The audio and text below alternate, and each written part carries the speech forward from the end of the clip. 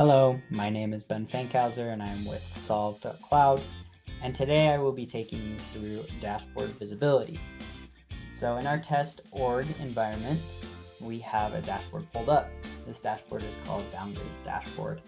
And basically all this does is report on two custom fields on the opportunity object. The first custom field is the amount downgrade, and the second is the close date downgrade.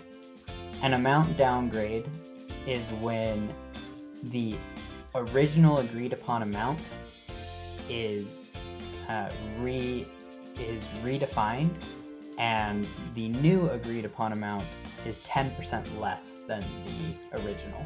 So that triggers an amount downgrade.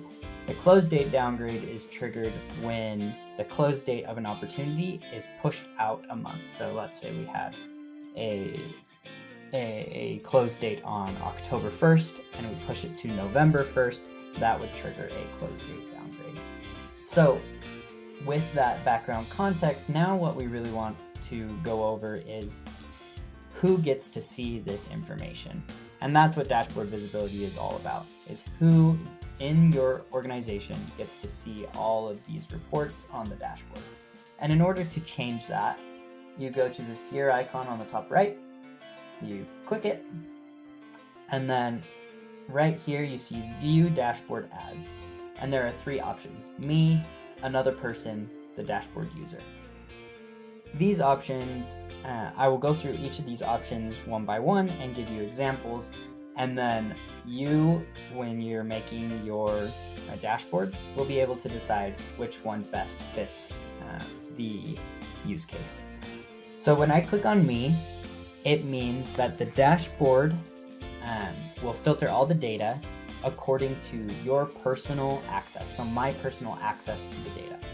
So if I have view all, edit all data permission, then when I select this dashboard as view as me, then anybody who sees this dashboard will see all of my data.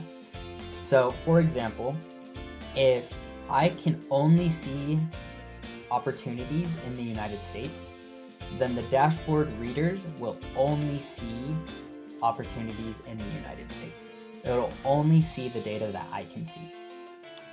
When we go to another person, you see the search bar pop up, and you can search any user in the database, any user in your org. So I happen to know that Matt Brown is one of the users, and I can set the running user as Matt Brown, as a different person than myself. So what this does is it changes the data access to that particular person. So whenever anybody looks at this dashboard, they will see what Matt Brown's access to data. They will see all the data that Matt Brown can see. So let's say that Matt Brown can only see opportunities from just one country, let's say Australia.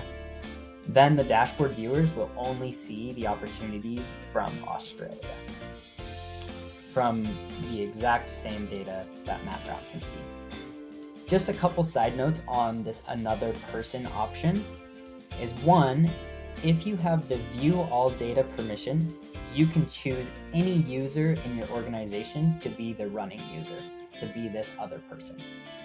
And then two, if you have view my team's dashboards permission, you can choose any user below you in the role hierarchy.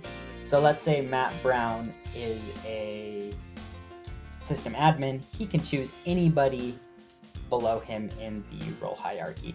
But let's say he's at the bottom of the totem pole, so he's just a general user and just has a general permissions. He will not be able to select myself he would not be able to select me if I were a system admin, if that makes sense. So this one really has to do with the role hierarchy and just data access from this other person. The last option, the data dashboard viewer, makes it so data is viewable according to their own access to data. So this, when you click this, this dashboard becomes a dynamic dashboard, meaning that if I log in to the dashboard, then I will see all of the data that I can see. But if my coworker John logs in, John will see all the data that he can see. This is a very important thing to know, because if you want a dashboard that dynamically changes all of the reports based on the user, this is the one that you want to use. This is the option you want to click. So there are a couple stipulations to this. And the first is that if your organization has the Enterprise Edition of Salesforce, you can only have 5 dynamic dashboards.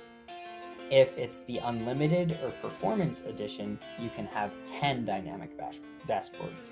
And if it is a Developer Edition, you can only have 3. So you do reach org limits by clicking the dashboard viewer. You do have org limits, but it is a very, very powerful way to view data and change it dynamically for each individual user of your organization. So those are the 3 options. You can also click this checkbox, which lets dashboard viewers choose whom they may view the dashboard as, and that does exactly what it says. So I hope this is was very informative, and I hope that you understand a little bit more about dashboard visibility, and I hope you come back for the next lesson next week. Thanks. Bye.